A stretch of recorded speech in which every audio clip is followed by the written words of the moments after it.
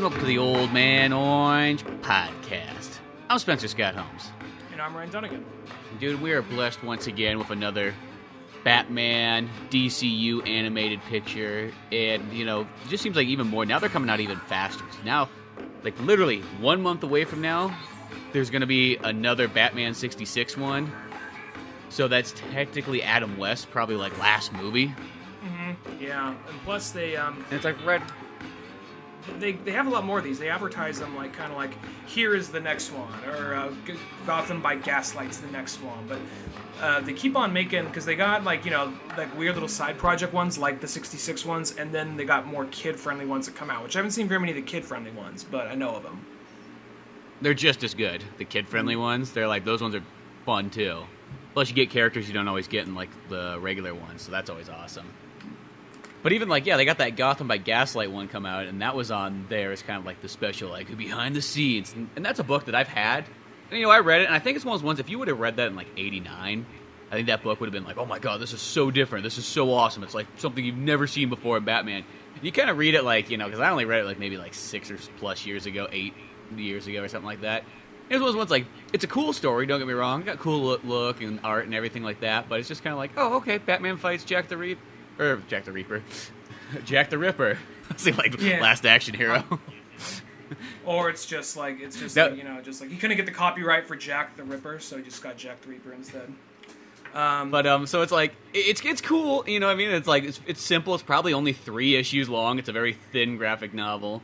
I guess it's kind of no different than Batman: The Killing Joke. That's another one too, where you kind of picture it like being this big story, and like, oh, it's 3 issues, know.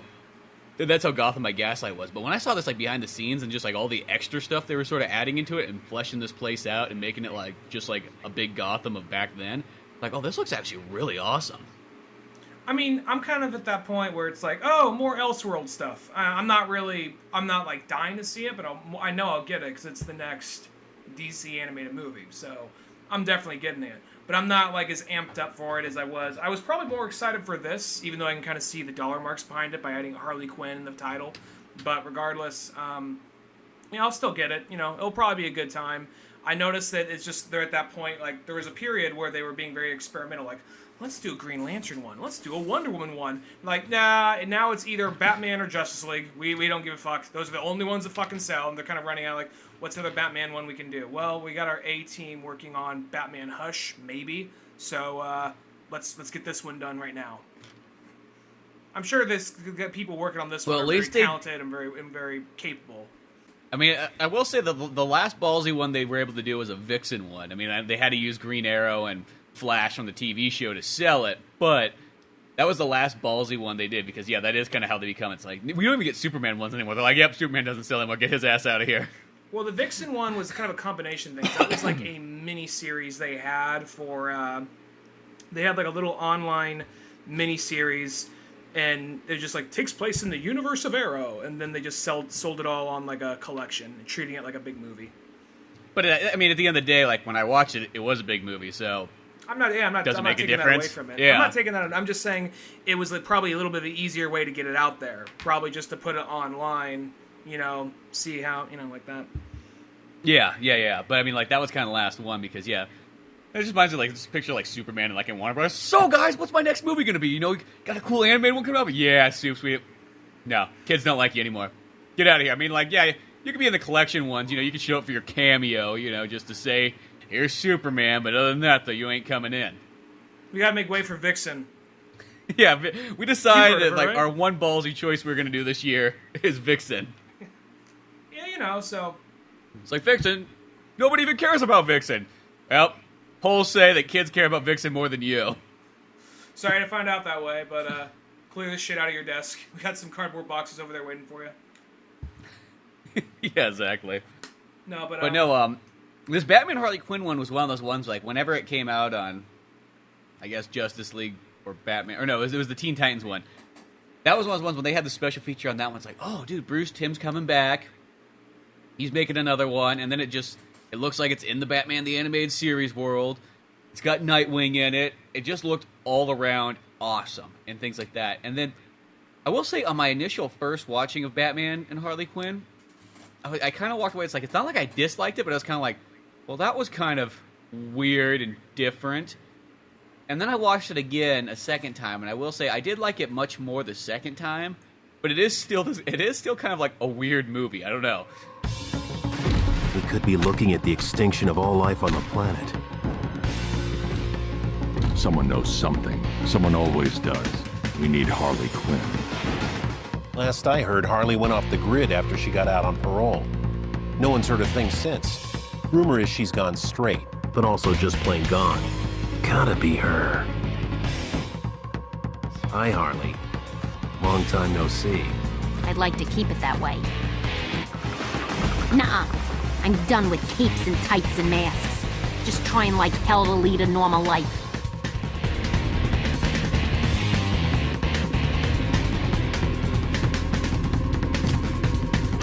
Don't be getting any funny ideas.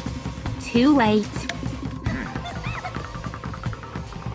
Harley Quinn reporting for duty, sir! I was just about to call you. You'll help us or the rest of the world will cease to exist. As insane as you are, you enjoy living. You know what I am? My punishment for dropping out of med school.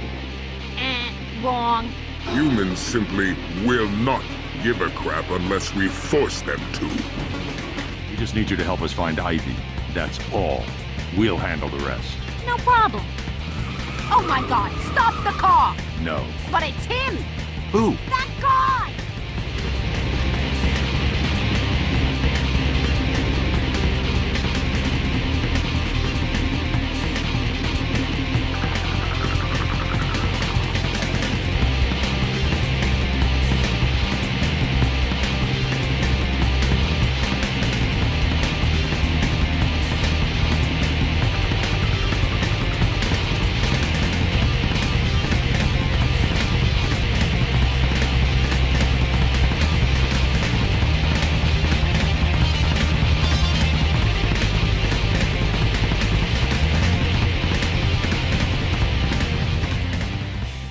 I won't say it feels unbalanced, but I'll say that there are some things in it that that kind of like, well, that seems.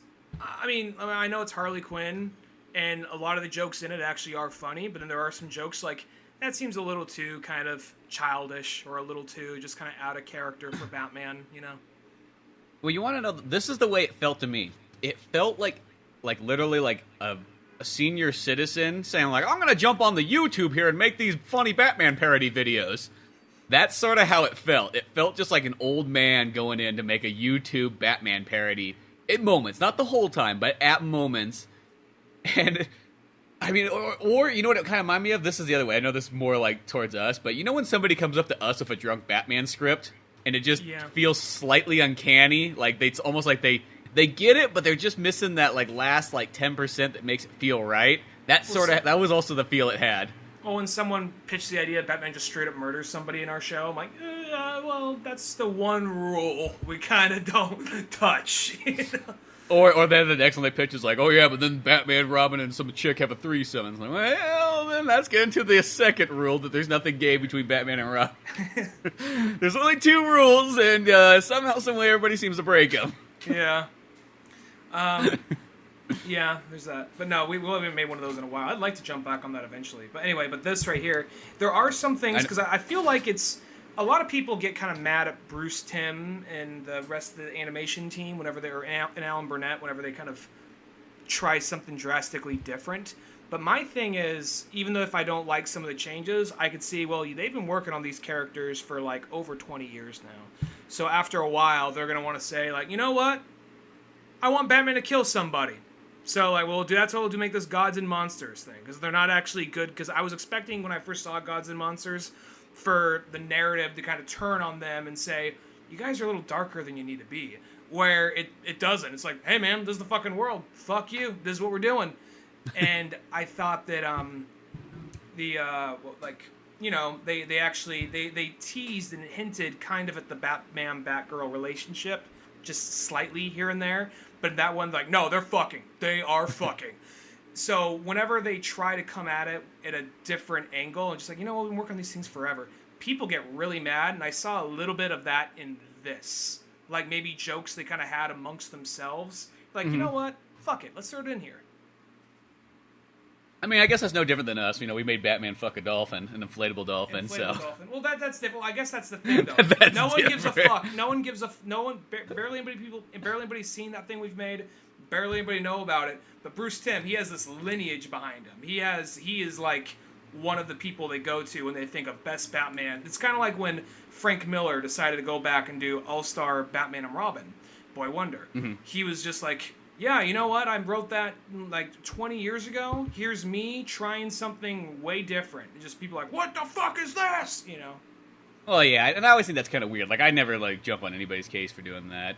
You know, it's like, if somebody wants to try something different, cool, let them do it. Let them kind of be their, you know, whatever ideas they have. And not like, well, one perfect example is like Batman, Robin, All-Star. It's like, by Frank Miller, it's like, I'm not even complaining about any of that stuff. And even, like, I like the Bruce Timm, the Gods Among Us? Was that what it's called? Gods and Monsters. Like, I like Gods that and one. Monsters. What the heck's Gods Among Us? That sounds like another, like, graphic novel, but whatever. No, that's Injustice, Gods Among Us. That's right. Okay, there we go. It's all coming back. But yeah, it's like one's like, I like that one. Like, I like the take on that. It was different, and I felt like it worked. You know, it's something. You know, you get so many of those DCU movies a year. I feel like even if there's one that maybe it's like, well, it's not exactly what you want, it's okay because all you gotta do is wait about another 4 months and you'll get your next one. Exactly. You know, it's not like a live action movie. You're like, crap. So I gotta wait like 3 or 4 more years till the next one, and hopefully they'll get what they should have been getting the first time. But no, for overall though, like the Batman Harley Quinn one, it's kind of weird because it walks this line between, since it's in the animated series, I think that's what kind of threw me off, is you kind of expect it to be. It's not saying that because there's comedy in the animated series, but you kind of expect it to have that tone, and that tone of it is sort of there, but then it's almost like it's like a parody of the anime series at the same time. Like, it's almost like if you kind of merge some 66 camp into it with maybe some modern day jokes, that's sort of what you get in Batman Harley Quinn, it feels like. Well, there's also I thought that the animated DC universe, not the straight to DVD ones, but the animated DC universe, Batman animated series, Superman, Justice League, all that, it started to kind of lighten up and soften up and get a little bit more of a sense of humor about itself when they got to Justice League Unlimited. Because there would be the occasional episode where they're like, let's turn them all into kids. Or there'll be the one that focuses on Booster Gold, and the whole episode is poking fun at Booster Gold. And he actually saves the day, but no one's there to witness it. And Vibe gets all the recognition. So, oh, yeah, that's right. There is, we like to thank Vibe. Is Vibe, what are you? So, I feel like this feels kind of like that, only it's just focusing on Batman characters. It feels like a funny Justice League Unlimited episode, because you can even say that because there's still some deep cuts, because they're pulling from Swamp Thing, and it's not like just, they're pulling from the Floronic Man, and I was like, oh, that's kind of interesting they're using the, spoilers ahead, folks, I was like, that's interesting they're using Floronic Man as a villain, because that's a Swamp Thing character, and then, as it gets closer, I'm like, they're gonna mention Swamp Thing? They mention it. Then it gets that pool, and like something starts to rise, like, oh, fucking Swamp Thing! And I don't think he's ever, maybe I'm wrong, I don't think he's ever been he's been in like one of the animated movies, but he's never been in the animated universe. So that's where I got like, kind of like all nerd happy for a second. But then it just like, they even kind of parody Swamp Thing for a second, like, it is not my place to judge. Like, what? You could stop him, what are you doing? Which, in the comics, I'm pretty sure Swamp Thing would have stopped him, so. Yeah, exactly. Because when I first watched the movie, and I saw that scene, I was like, what? That's all you're going to do, a Swamp Thing? You're just going to have him pop out of the water and then go back in, and he's not going to do anything? But then the second time I watched it, I'm like, okay, I get what they're going with. It's not what I would have chose, but I get what they're doing there. It's like, it's supposed to be like, oh god, here's the Deus Ex Machina is going to come save us, and then it just like goes back in and doesn't do anything. So I get it as a joke. But I get it as a joke too, but it's also, I'll say that because the solution is matches. It's like matches. I get the joke, and it's kind of funny seeing him run off on fire. But my thing is like, if it was matches, that's my only real problem with the movie is the very end. Because I think the ending's pretty weak. I will say it feels like they got to the point where they're like, yo guys, we got to get fucking out of here. Okay, you know what I mean? Like, wrap this up. What does she do? She lights him on fire. We'll just have him run across the screen real funny, and boom, we're done. Like, I don't know. Because even the movie itself, this is one of the shorter ones I noticed, too. Like, you look at the time, it's like, I look at the back, I'm like, oh, it's only like 74 minutes long. Because a lot of times they seem like they're all, they kind of hang around the 80 mark. So just that, like, extra, it doesn't sound like much, but you cut 5 minutes in a movie, and it's like, you can kind of almost tell in these animated ones. And the whole thing with the matches, because, as someone who reads Swamp Thing, it's never as easy as, hey, let's get some fire. He has, like, a fire villain or two, but it's never easy. That's never the solution. Just because, he's got other powers. He's got other fucking abilities. So, I get the joke. But it's a kid's joke, really, at the end of the day, is what it is. Yeah, and I just, for how much they know, because they even make a reference. There's the part where he pulls out the yam-looking thing. He says, I've got this off Alex Holland's body when he was thought to be dead. This connects us to the green, and this and that. And, like, that's a deep cut right there. They're actually referencing Alan Moore book.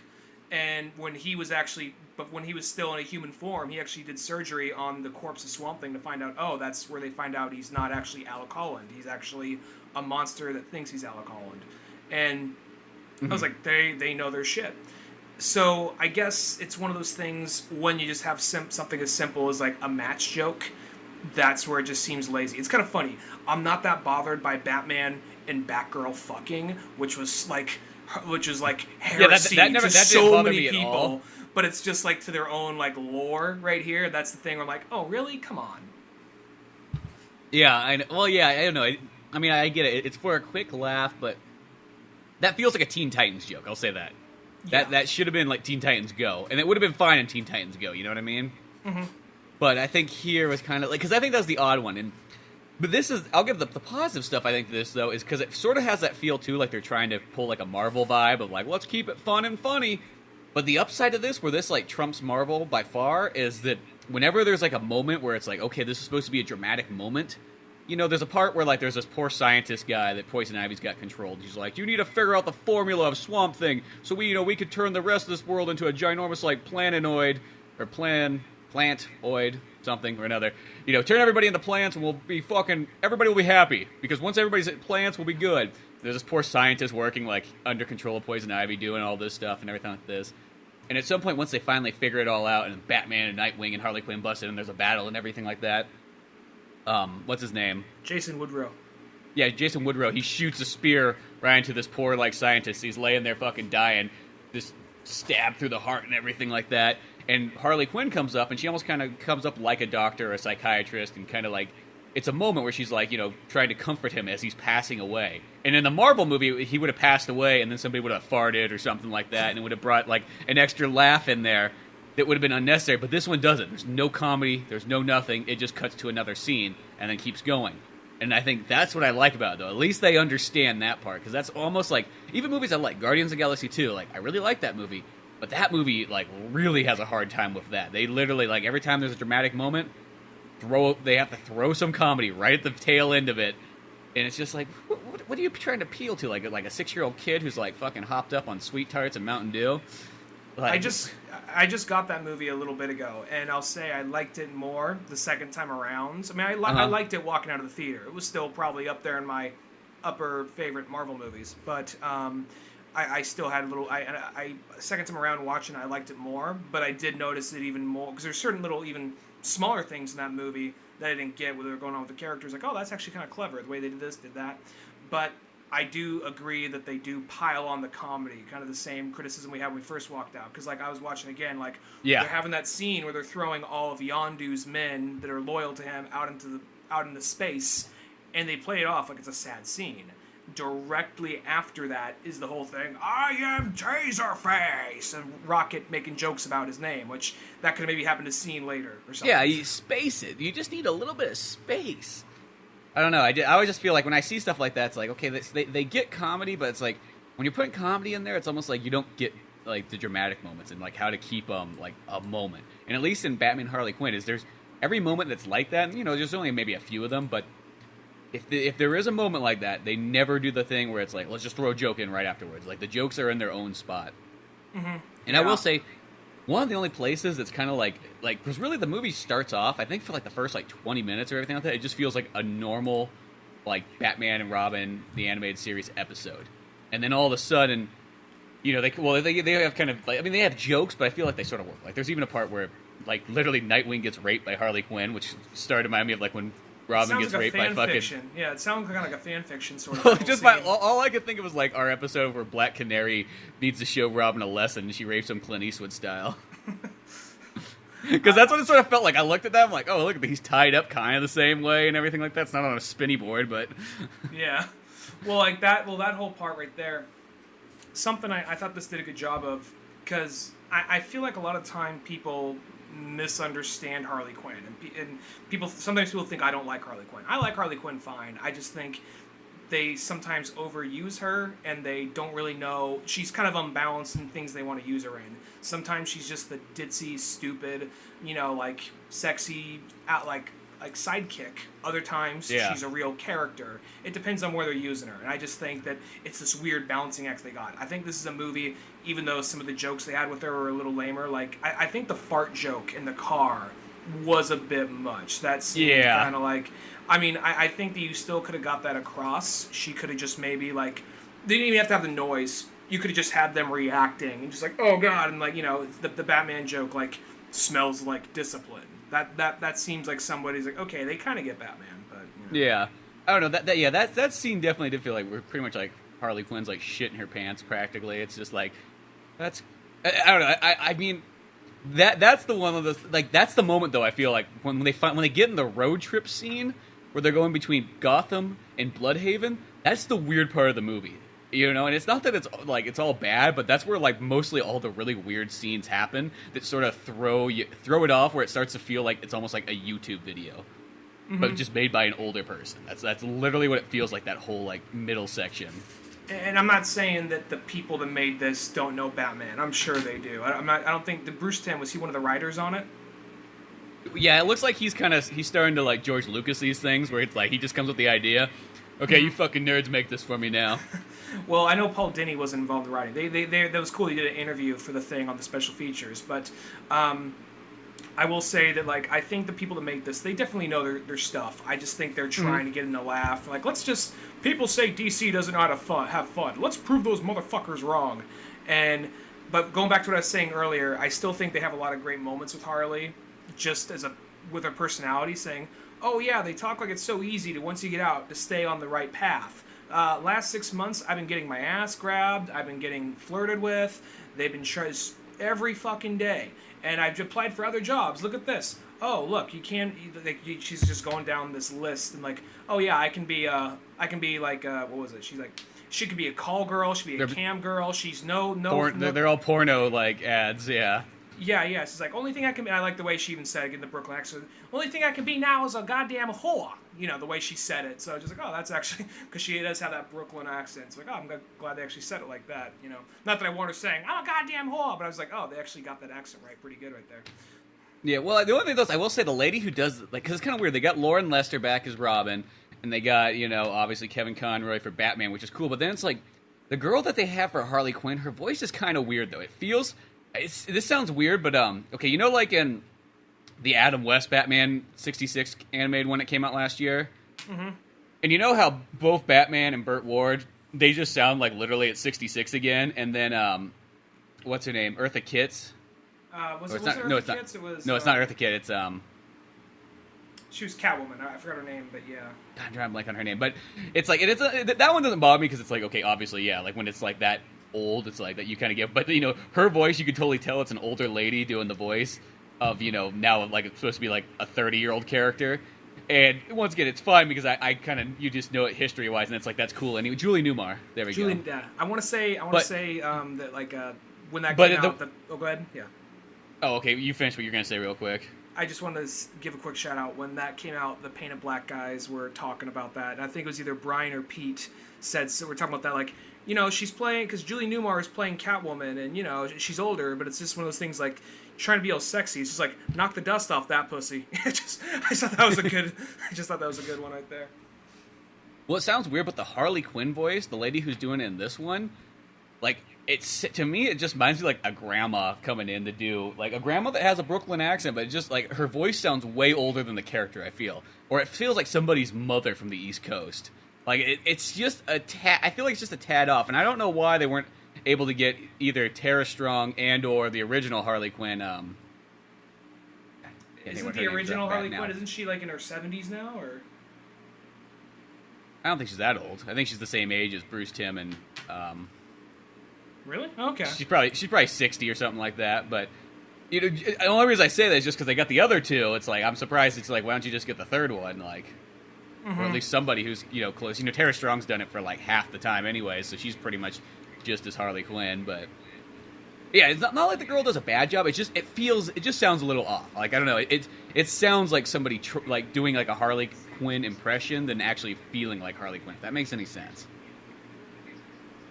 I thought she did a good job. She didn't really bother me. I mean, it sounded a little different to me, but it did. It still sounded like Harley Quinn to me. I'll be honest, I haven't really watched the animated series in a while, but I'll say that I think that for the most part they got a good idea of how to go about this. It's just those moments, like there's a moment where she's like, "Oh, I had some chicken wings. Pull over to use the bathroom." "No, Harley, you can't do that." I'm like, "All right, I'm just gonna keep farting until you pull over." Like that was awkward. I'll even say I like the part when they go to the bar and they're karaokeing. You see all the different old like random throwaway like side villains from the animated series, even some from '66. Like the two guys up there singing "Don't Pull Your Love." Those guys were right-hand men of the episode where Two-Face become. I think it was the episode. They're Two-Face villains, but they're like the guys that were like his henchmen, I believe, when he became Two-Face. And funny enough, it's Rob Paulsen I think doing you're right those guys' there. voices. Yeah, I know. I think that's pretty sweet. Even though those guys look like they should be villains to Jimmy Olsen. They do. Well, they look like they could be like Jimmy Olsen doppelgangers. I think like Jimmy Olsen's like evil twins. Like it's like, oh, Jimmy Olsen, you have those two twin brothers too. It's like, yeah, but they're not good people. Arlene Sorkin. Oh yeah. She looks like she still could have done. She's not. Yeah, I thought she was older than what originally. Yeah, she could have still played Harley Quinn. Last time she played Harley Quinn was 2009 in the Arkham Asylum game. So she still could have got away with that. That seems kind of, now looking back on that, I thought she was older than that. Looking back on that, she probably could have done that. Yeah. Well, that just makes me wonder. Like obviously she probably had something going on or something like that. Probably not like fuck you, Bruce. Fuck you. Maybe they left on bad terms. Maybe Bruce Timm had a maybe in some slightly no. Actually, he probably wouldn't have had any involvement. And I'm thinking of Paul Dini. He haven't had any involvement with Arkham Asylum or anything like that. No. One thing I'm thinking is, I'm like, is that lady that plays Harley Quinn? Is that supposed to be some kind of like somewhat famous TV actress? Because I noticed like in the last like while, it seems like they try to get some like C or B list celebrity to kind of like jump in for some reason. I think it's one of those things we'll get people that have kind of like a little bit of fan bases to them, whether they be big or small. Big Bang Theory, I mean, everyone knows what Big Bang Theory is, and people like it. They probably know her, so it's like, oh, look, we can kind of... They'll get enough people that like the fans know, and they'll get that one or two. Wait, people. is that who's playing it? Is the girl from Big Bang? She is the girl. She's the girl. I haven't watched in years, but she's the not the main girl Penny, but I think the girlfriend or the wife to the Jewish creeps. kid. Yeah, to the creeper kid. Yeah. The Jewish kid. He's probably 45 years old. But he just Still always playing looks like a that same child. guy. Well, he always had the bowl cut. Oh, that's right. Okay, that's right. Okay, now it makes sense. Because I remember, okay, now that makes total sense now. Because, they probably just said, like, no, probably DC came in and said, no, you guys got to get somebody famous in here that the regular, that Mom and Pop in Oklahoma's going to know. So when they see that, like, oh, the chick from Big Bang, let's check out Batman now, because that's still going to win us over. Yeah, exactly. So that's probably just a bunch of suits, like, having ideas. You know what it's like when suits get ideas now. I will say regarding the comedy of this movie, I like the very end, like post-credit scene where it's kind of it's still fucked up, but it's funny. Where Harley actually gets her like daytime television therapy / game show, and it's like you see this guy who's just like, I just have social anxiety. I'm always depressed. I have cats. My cats. My wife is on the verge of divorcing me. I feel like the world is just crumpling around me. And then, like, Harley comes in. So, okay, so she's kind of like a Dr. Phil or something and telling with this guy what he wants to hear and whatever. And then she's all like... Then she's just like, you can get all the free, mental help you want if you run through these obstacles. It's like this poor, fat, overweight guy who can't do any of these obstacles. And then Harley's like that show Wipeout that was on, like, a couple of years ago. Or like, Ultimate Ninja Warrior, something kind of like that. And Well, like, it's more like the Wipeout one. I thought that too, but I'm like, oh yeah, the Ultimate Ninja Warrior is made for like people that are athletic. Wipeout was more just like to watch fat people fall off like high objects and bounce. okay, well, the whole part where she's just all like, just like, you know, you see this guy like, oh, looks like he's never gonna get the help he needs. Sucks for him. It's just like, remember, people, it feels like everyone's out to get you. They probably are.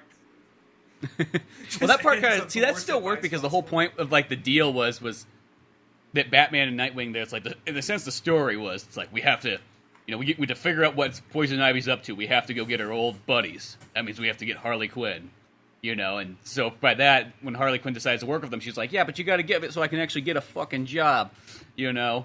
And so it kind of works out in the long run, which I will say also, I like that, like, when Nightwing goes to find her, she's working literally at, like, a Hooters, but, like, a Hooters that's all, like, superhero-oriented. Yeah, and you have kind of deep cuts of different, like, characters. You see that girl there kind of dressed like Martian Manhunter, see another girl dressed like Vixen and all that.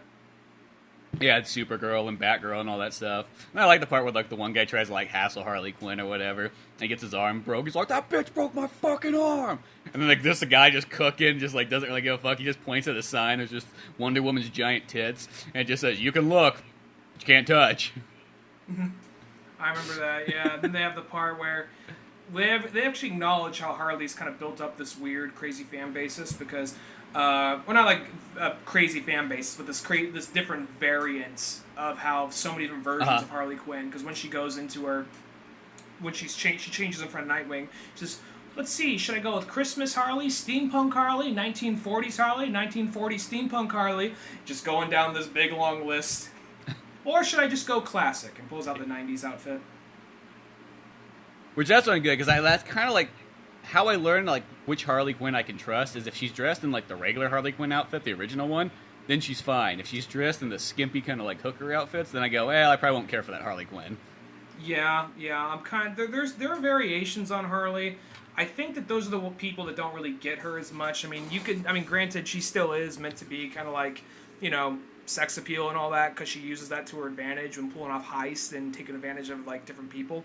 But I feel like when I see the one where she's just basically wearing tube top and short shorts and she's running around in pigtails and has a hammer, that's the one where I'm kind of like, maybe a different version of her. I've seen other variations. Like I got this really cool Darwin Cook figure of her, which, you know, still looks kind of sexy. She's wearing like the shorts and she's showing a little bit of stomach, but it's not like anything too ridiculous.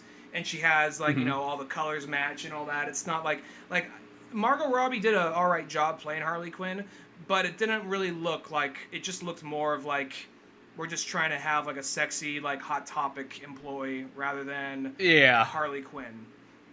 Exactly, and that's kind of how I feel. It's like, so mostly I just go, if she's dressed like original style Harley Quinn, it's probably something that's good. It's probably somebody that respects the character. If she's not dressed like that, it's probably somebody who, it's like that uncanny thing, like they think they get the character, but they don't. It's that sort of thing. Once again, it comes back to like when somebody hands us a drunk Batman script, they think they get the material, but they don't always. Yeah, I think that sometimes people just think, all right, she's funny and she is hot. That's her thing. And she's kind of ditzy too. I think this one does a good job of balancing, though, because it's the original people that worked with the character for so long making this movie, so they get it. There's still some scenes that are just kind of all right. This is more of like not so much Harley. This is more of like, because it also comes to the very end, where they kind of like one of the few scenes where they kind of fucked up on Batman. The part where like she says, "Hey guys, I got some matches," and then they both see the matches and they both kiss her on the cheek. And it's like, "Oh, you guys," and that's it's not gonna. This does not destroy the movie for me. I know there's some people who will say it's like a Looney Tunes ending. Yeah, they both kiss her on the cheek, and then it has a da da da da zoom in on her face, and that's just like Batman when fucking he barely like Talia could be like wearing nothing, kind of all over him, and he'd still be like, "Where's your father?" Still working. Yeah, exactly. So it's like Harley Quinn's not gonna fucking work on him. See, Batman's the kind of one like Talia would be there like all like seductive and naked on him, and he's like working on the computer and stuff, and she's like, and then she looks up, she's like, "Are you looking at pictures of my father while I'm doing this?" Like, I can do both. Like she's just riding him up and down, like he just straight face, still typing, just looking, like still looking at bare chested pictures of her father, like holding a sword. It's not what you think. I need to practice. I need to memorize his fighting patterns. Yes, like that. Yes, and it's like, well, then why are you watching the ones where he practices martial arts naked? It's like, cause I need to see his full figure. I mean, no, the way his muscles contract and retract. Gotta study the anatomy. But well, yeah, that's, I mean, it's every once in a while there's just those kind of weird moments in there. It's like that's how I feel. I feel it's kind of a mix of like being a straightforward animated series episode, and then it's got cool nods. Like another one too, I thought was like when Nightwing's getting raped by Harley Quinn, and she talks and she goes and she mentions, she's like, "Oh, I thought you and Batman were were gay or something like that. I had to read a book back when I was in college." And I liked how like it mentioned back to like that 50s book where that guy just reminds me just like the most oldest, crustiest guy goes, "Oh, you know what, Batman and Robin are a bunch of fucking faggots." Well, that guy, if you look at the picture, like, I'm granted, there's I forget, I think the book is called The Loss of Innocence, and I remember the guy's name, but he's this guy back in like the 50s who was he was just writing sensationalism, just one of those guys at the time. Here's what's destroying America's youth. Just like there's always that. Like, last time it was video games. Back then it was comics. And if you look, granted the documentary I watched on him, it's by DC Comics, so naturally they don't want the guy to look that good. But they took a picture of this old guy, they showed his picture, Coke bottle glasses, and face, like he's so fucking confused. Like, they turned around and took a picture of him, just like this old, like, kooky fucking hack who didn't have anything to back up his statistics. He's like Wonder Woman's a fucking whore. Superman, he's a fucking brute who just uses brute. Yeah, and a Jew. And Batman and Robin, they're just fucking. And that's like that was his whole thing. And what was the other one he had? There was like another example he made. Like I don't. He had a bunch, but he probably had an example in there. He reminds like that kind of one where he literally just shows up to like a newspaper stand and he's looking at these covers of these comics, being like, "What the fuck?" And the guy's sitting there going like, "Dude, you gonna fucking buy this?" He's like, "No, you see this? This stuff right there, it's horrible, and you're a horrible person for selling it." Hey man, I just sell the fucking books. You gonna buy one or not? And he just takes and just throws it on the ground. He's like, "No, I'm gonna write a book about how horrible this is, and you'll be out of business soon." I don't think he's the guy who has the balls to do that. I think he's I don't think so either. I think he's some fucking asshole who just took an opportunity to ride a wave. Like, well, what's new? This. I think I'm just gonna ride this sensationalism, just like that cocksucker Jack. I think his name was it Jack Sherman, the lawyer who was trying to ban video games. He's like, "We're gonna get rid of video games." Like, yeah. Good luck with that, pal. Get rid of that giant multi-million-dollar industry.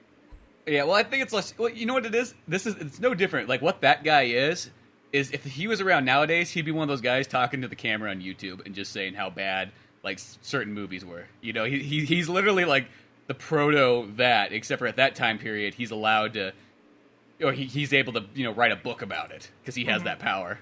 Yeah. But yeah, we won't get on that guy. But I just thought it was just funny that they threw that in. Yeah, just threw that in like, "Oh, I read a book about this," which means like in the animated series, which they should like throw a mock character villain in there like that, who's writing all these stories and he's convincing Gotham that Batman and Robin are gay, and Batman and Robin have to go on the case to like prove their innocence.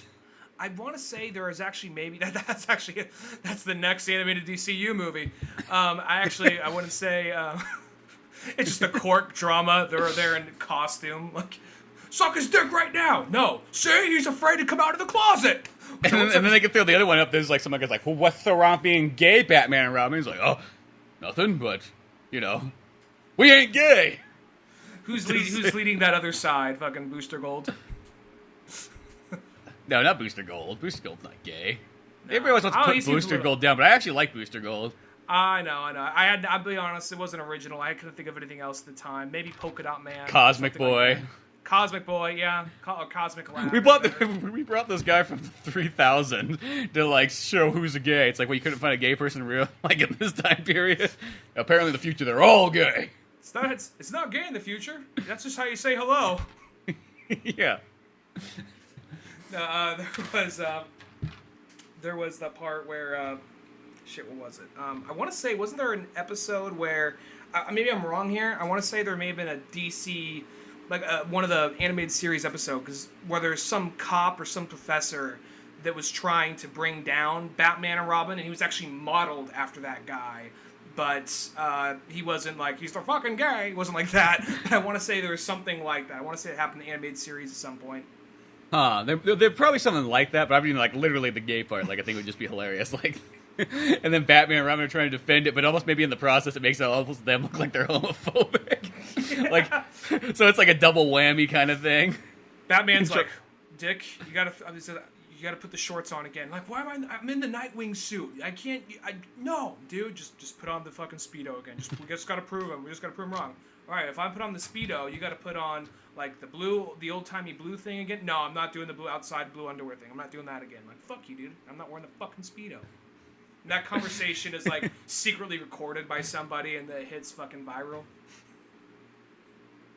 Yeah, exactly. And then they kind of like put it out of context too, so it sounds even gayer. It's re-edited. No, there was actually there was something. Oh yeah, there's actually the part where, because we were talking about the part when they go into the bar and they have all the old villains and like, you know, henchmen that we never really saw again, and the Two-Face villains. I think it's Min and Max. I think that's their names. And they're actually voiced by Rob Paulsen singing "Don't Pull Your Love." Now, if you look at when they're singing that song, they are kind of into it, because one will start singing like one lyric and just like pointing at the other has arms crossed, shaking his head like, no, sir. And then at some point, and I sent you a screenshot of this, there's no way this is not fucking intentional. No way at fucking all. At some point in the song, the words, "If I were to get on my knees," and he does that while singing the song, "If I were to get on my knees," and then he just he's turning his head, has the microphone, and if he zooms out, and it looks like he has his microphone right at, like, whichever brother it is, right at where his dick would be, and he has the microphone just inches from his mouth, smiling, the other guy's smiling, wide of mouth. And what I'm saying doesn't do it justice, but if you see this picture, you'll know what I'm fucking... Make that the fucking, like, the picture. If the podcast, you download it, you'll just hear this. But if you go on YouTube or the Newgrounds, make that the fucking screenshot for this. Well, you'll see it on the podcast, too. It depends which, like, server you have, but it comes up on the picture thing, too.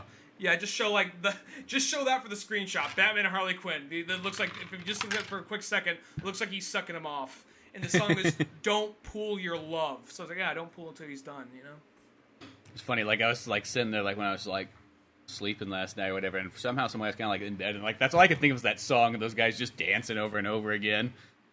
Like, I will say it's a kind of catchy number right there and everything like that. I do feel that scene's a little bit dragged on by when Harley Quinn goes up there and sings next. It's, like, almost like, one song would have been enough. I think 2 songs was a little too much. I don't know, that could have been, like, they could have went somewhere else, maybe. Yeah, because I actually really liked that number when they go in there. I'll be honest, I didn't know that song before I saw this movie. I looked at, that's a real song. And cause you don't really expect these guys to use licensed music like that. And Harley it kind of throws you off when you see it. It sounds weird, but like it does, when you look at them and like singing and dancing, it's like, oh, boy, I don't know if I've ever seen that before really too much in an animated series. Yeah, well, plus also, I mean, it sounds like something like that might be playing if you actually went to a club or something somewhere like one of the old Batman cartoons, because they do have that kind of like, 60s, 70s kind of vibe to them sometimes.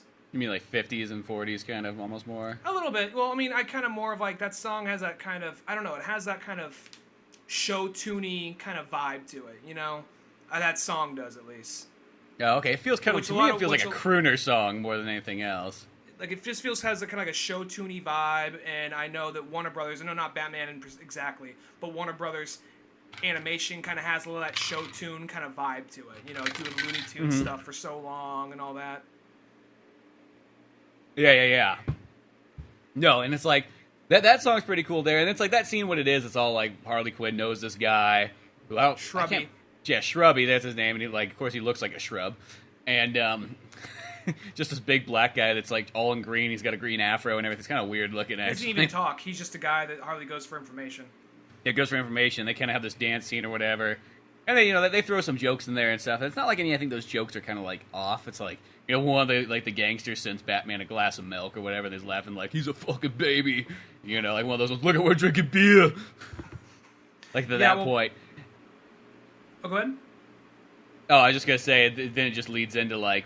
The only way that they can get that information is Harley Quinn has to go up and sing a song, which It's one of those ones. I feel like that. Yeah, it's not that it's bad, but it's just kind of like by that point it's kind of weird almost. Like okay, it's just going on longer and. I think it's because when they had this song "Don't Pull Your Love" playing, it was just more something in the background, and they cut to those guys up there singing once in a while, and there's all this other stuff going on in the bar, and then it kind of suddenly it's like here's a moment we got to give Harley Quinn to be Harley Quinn to be funny, and just because the movie almost kind of sets it up for moments like here's an opportunity for Harley Quinn to say something funny, here's an opportunity for Harley Quinn to do like a silly little dance of some kind, here's an opportunity for Harley Quinn to like beat Batman by farting in the car. Yeah. So that scene, I don't think really need to happen as much. For a second, she's like, "I gotta go do something for her. I gotta do something for Shrubby." I'm like, "They're not going to the fucking bathroom." Oh, okay, she's singing a song. All right, but I felt like that's what it was supposed to be leading on, and that's almost like what you were supposed to think, and then it kind of goes, "Oh, it's just a song." And she even flips him off as she's about to sing. So there's still some little funny moments here and there, because like she doesn't want to be up there and do this. But I'll say right when they're about to leave all the villains, which is one of those things like you think all these villains would be smart enough. Like you're the henchman. You're not Two-Face. You're not Poison Ivy. You're not Mr. Freeze. You're the henchman. They all like try to corner Batman, and Batman just chugs the milk, smirks, takes off his belt, and then they have the whole. This part seemed a little lazy to me because I would have liked another Batman fight scene, but it kind of has an exterior shot of the bar. And it just a bam, pow, ow, my balls. And that's kind of funny. But it's just like, I would have liked to get another Batman fight, you know? Yeah, that's what I kind of felt like. That could have been a sweet fight scene in there and everything like that. And it's like, yeah, I mean, like, it was once like, I don't know, this movie felt like, I don't know if it was just slightly rushed or something like that, because it just feels just that tad bit shorter, where you could have added just a couple of minutes extra. Like, yeah, you could have done like a 2-minute fight scene there, extended the ending just a little bit more to make it a little bit more fitting. I don't know. I mean, obviously, that's how it was written out and everything. But then there's also a scene too where it's like, I think it's the next one where they're driving the car and Booster Gold calls and it's Bruce Timm playing Booster Gold. And he's all, hey guys, it seems like, hard for me to reach anybody right now. It's like, everybody else is kind of on an Elseworld planet, and, Aquaman's got that christening going on, and, it's got bad service down there, so, and they start going like, so who do you want me to send down? And then Nightwing's kind of sitting there, and he's, like, looking at Batman, he's kind of I don't think they needed the subtitles. You could have just figured out what he was saying just through the hand motions. Yeah, it's one of those ones, I kind of like, yeah, I think you could have got that. I think it's got funny, because at first, like, no, and then he's like, loser, and then he says something else, and then he does like a jerk off, and then he does like a jerk off and comes thing, which is like, oh, well, it's not just a jerk off, it's like a Kevin Smith joke. Yeah. Well, he literally makes the motion of jerking and then coming, and it just says jerk. It's like, oh, come on, dude. Yeah, jerk off. It's just a jerk off. Yeah. But yeah, it's like, well, that's one of those ones where it's like, okay, I feel like that one's definitely like way out of place. I never could picture Batman and Robin doing that. But I do think it's kind of funny. It felt like a drunk Batman joke more than anything else. Kind of did. I mean, a light drunk Batman and Robin joke. Mm-hmm. I think drunk Batman was just like, yeah, you just go fuck yourself, hang up like 5 seconds into the conversation. Joke wouldn't even have an opportunity to happen. That, or like he would give him false information or something. He would do something just to like dick around with him. Lead him to like somewhere else. Like, yeah, we'll meet you in, like, just sends him to the ghetto. Just like, I'll be there like in 2 hours. Just wait. Yeah. That's what would happen to poor Booster, but no, I can't remember. Was there anything else that happened really in that scene? It was like, but yeah, there was like kind of that. We've really talked a whole lot about like Poison Ivy. They did a good job with her in this, I thought. Yeah, actually, I thought Poison Ivy was actually done really well, and they made her as a villain. And it kind of worked kind of well because it was like, the whole it was a simple kind of like thing, but it's more like, okay, global warming's happening and nobody's doing anything to fucking about it, and it's not working out. So Poison Ivy's got the solution. She's just gonna turn everybody into plants and fuck them. Well, it's a good modern version of Poison Ivy, because Poison Ivy's always been that whole like, I don't care, it's about plants, and then over time she's like, I am evil, I just want to kill everyone and just replace it with plants, and then they've kind of hit a little bit more of like, she's not so much of a villain anymore as much as she is like an anti-hero. If you like, she's gonna plant some plants that are good for the environment. If you're stupid, you won't fuck with them. And yeah, this, she's kind of like, they even said when she, like, there's a part where she says like, no, I'm not looking to kill anybody. This is gonna save people. And I think that actually is kind of a more modern take on Poison Ivy, and I like that. Well, because to me, it's like, I've never viewed Poison Ivy. She really isn't a villain. I'd never have considered her a villain. She's just kind of like one of those. She's just an extremist. She's like Ozymandias, you know what I mean? Like he's not really a villain, but it's like they got kind of maybe a different way to try to solve the Earth's problems. And I think in the olden days, the reason why she was like, because almost was like, yeah, because she's a goddamn hippie. That's why she's a villain. Fucking like plants and shit.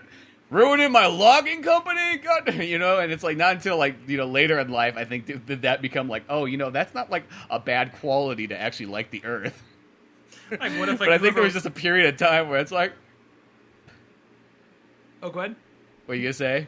Oh yeah. Sorry, the camera's you were off saying for whatever something. reason. Yeah, for some reason I'm not getting any. You froze. I'm not even getting your camera here at all. But anyway, for some the whole thing with Poison Ivy is like I feel like that maybe originally when they first made her, they're just like, you know what, we could actually maybe make a sad, sympathetic villain here, and then maybe eventually turn her good. DC's like, yeah, let's fucking run with that shit. Like, and they just like, okay, so now like, no, just spray some fucking plant like weed killer on that bitch. Like, oh wait, I was trying to make it say something with this character. No, fuck, no one hears what you want to say. They want to see Batman fucking punch something. Yeah, you know what I mean? Like, what who's Poison Ivy gonna fight? Like Monsanto? Like, come on. But that's how I feel. It's like I've never in my entire life I've never looked at Poison Ivy as a villain at all. It's like, nope, that character. Sadly enough, sometimes Poison Ivy I think is actually better than Batman as far as like what she's doing for the world. Because you know what I mean? Like that's one of the because even Batman, there's like that episode I think in the animated series back in the day where like Batman's like, okay, and we just built this new factory across the way there, and of course that pisses Poison Ivy off, and he's kind of like, yeah, what the fuck are you gonna do about it? Gotta make. How do you think I pay for this shit? It doesn't say it like as jerky as that. Stepped on. Shit. Yeah, you know what I mean? Like, America's got to happen. That's all I'm saying. People need their coasters.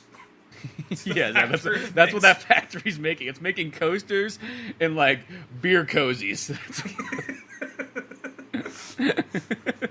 Two things. Very important. You know, if that thing goes down, there's so many people without jobs in this whole city. It's like, you know, like how the whole like when Jumanji, when the shoe company goes down, town goes to shit. Same thing happens with we lose the koozie factory. And here's the thing: there's gonna be some guy in Oklahoma who's not gonna be able to keep his beer cold after a hard day's of work. Now, can you imagine what that guy's life's gonna be if his beer's not cold? He's gonna go down, set some forest on fire. That's what he's gonna do. After he beats his wife and kids and blames them for not having a koozie. That's why Batman's here to save the day. But no, so, I think Poison Ivy's Ivy's pull done. some fucking weeds. Yeah, pull some fucking weeds. But no, I think Poison Ivy in this one's really cool, and I'm glad that they actually made her kind of one of the main villains, because I really have come to the conclusion, I'm like, you know what, I think that actually out of all the villains, Poison Ivy's probably my favorite Batman one of them all. Like, I like that character more than, like, I just find her more interesting than everybody else, I think. At the end of the day, like, whenever she's in something, it's like, I'm very interested. It's like, cool. She's on the cover of a Batman comic, I'm like, okay, I'm here. And I think what it is, too, is it also, like, it defines actually what I kind of like in Batman a lot, is I like when Batman's fighting somebody who's a little bit supernatural, like, in a sense. Somebody who has powers. Because I think that's almost what makes Batman's greatest strength kind of happen, is that he's this guy who actually doesn't have any powers, but he can fight people that have powers. There was this period in Swamp Thing, to bring it kind of back around to this, where the one Scott Snyder was working on, and there's different avatars for different forces of nature and in the universe. You know, you got Swamp Thing as the avatar of the green, you got Animal Man as the avatar of the red, which is basically all like biological, like mammal life and all that kind of stuff. And then you had one where Rot was just taking over the world, and it was this kind of weird, like, the world was basically destroyed, and we jumped a little bit to the future, I think. It's been a while since I read it, but it was really good. And 3 people that were working together, it was just this really weird team up, but it was really cool. It was Swamp Thing, Poison Ivy, and Deadman, because a lot of the other heroes were all dead by this point, and they were all fighting they were fighting off the Rot. And that was just a cool team up. It was kind of interesting seeing, like, Poison Ivy just working, because, you know, it was just like, well, we got to save the plants. So it was interesting just seeing her work with other heroes and all that. Even Mr. Freeze was joining them, and like Batgirl was kind of leading a resistance too. So that's pretty cool. Yeah. So yeah, that sounds like a neat team. Well, really, only Deadman's one seems a little bit weird, but then again, I guess Deadman does appear a lot in like Swamp Thing things, anyways. So. Well, he appears in a lot of like supernatural stuff, and I think that like, well, if everyone else is dead, can't kill him. So. Which I will say, by seeing like Swamp Thing start appearing more and more stuff, I'm like, And we might be getting closer to actually finally having Swamp Thing start to appear like in a Batman movie or a Justice League movie or something like that. They are trying to amp people up for something Swamp Thing coming along, because I haven't read it yet, but I just got volume 3 of is his name Tom King, the current Batman writer, Tony King, something like that. Tom King, I think's his name. I just flipped through it. I haven't read it yet, but Swamp Thing is in that book. So, and then Swamp Thing's in this. He was he was a playable character in Injustice too. So yep. I got a feeling. And he was in the Justice League Dark one too. I got a feeling they're trying to, whenever they start throwing Poison Ivy as well, I feel like they're trying to prepare people for Swamp Thing movie, or maybe they're going to, maybe a Swamp Thing TV show, because Swamp Thing's a character they've tried to tackle multiple times in other media. It just never really panned out. There's a very short... Yeah, he has 2 movies, he has a cartoon show, he has... It was like a Saturday morning, very like Ninja Turtles-esque like cartoon. And it was just like, oh, we're the toxic people. We want to ruin your swamp. Oh, this is my swamp. You get the fuck out. You didn't say it like that because it's, cartoon. But it's more or less that's what it is. It's like Captain Planet almost. It was very Captain Planet, very Ninja Turtles. Captain Swamp Thing. He's a hero. Gonna bring them down to 0. That's all I remember. Then this was like, the power is yours. That's all I remember. I don't remember the Earth, wind, water, fire, heart. I remember like when we had our volleyball team in high school or whatever, like we all had to like, that was like our chant as we had that. And I remember we made like our buddy Casey Hart, and he's like, I don't want to say it, guys. We all 4 of us would say, it's like, Casey, say the fucking thing. Say your goddamn line. The power won't work if you don't say it. And they'd be like, Heart! You guys laugh at him. Oh, he's fucking Heart. He's got a monkey. It was like it was one of those shows, one of those things that just like voiceover, like old footage. And then at some point, like I remember what happened. There was Captain Planet footage. The Heart guy, just runs off crying because he fell over, and everyone's laughing at him. He says, "I don't like this." He's like, he's gonna go fuck that monkey, ain't he? It's like they make it like the Mexican character that too. No, but like Swamp Thing's a character they've been trying to like do something with, because he's like this really well-respected, critically acclaimed comic. Which people are like, oh wow, this thing. It started off as a me sad monster want love, and turned into like this really deep psychological, like psychedelic book, and even like really great moments of horror in it too. And then they've never been able to transfer it into a movie or anything proper. I mean, the movie, it's enjoyable. I never saw the second movie. First movie I saw, it's enjoyable, but it's definitely like. You could see it's like, it's a comic book, right? We'll figure this shit out. I don't know. Yeah, and it's even made by Wes Craven, too, so you kind of think there. But I feel like it just kind of... I think the downfall of Swamp Thing is you just need to throw more money at Swamp Thing. You can't just, like, half-ass it, and that's how I kind of felt. Like, all the presentations of him were always kind of like, it's a low-budget movie, or, we'll just make it a Saturday morning cartoon show. It's like, no, you got to go the distance. You can't just sort of do it. You got to go the whole way. It's like, and I think he could, the best way to introduce Swamp Thing would be literally to have the Batman Swamp Thing and then have some other villain movie. Like, that would be the best way to introduce Swamp Thing to everybody. You're saying Batman v Swamp Or hell, Thing? even put it in the Superman movie. I mean, I think you could actually, like a Batman v Swamp Thing kind of thing. Yeah, almost like that, where it's like, maybe at first it's like, ugh, this guy's ruining my factory of cozies, I gotta do something about this. And then next thing you know, they realize later on they gotta team up and stop something else, but... Like a Batman villain and a Swamp Thing villain to make it all because Arcane, Anton Arcane, I want to say originally, for a while he was just like, I am the prestigious looking, rich man, which is what he had for a while. But now whenever I read Anton Arcane, he's all like, here's my real form. He's all like fucked up. He has one big eye. He's like almost like kind of like a walking corpse. So you could probably do something like he's clearly trying to present himself as a wealthy guy. So you can maybe do something like he starts off as a rich guy and he's trying to move in on Wayne Enterprises or some shit like that maybe. I don't think he's like, I think he's more of like old money rich, not so much like it's been just inherited, passed down. I don't think he has a corporation or anything. He might.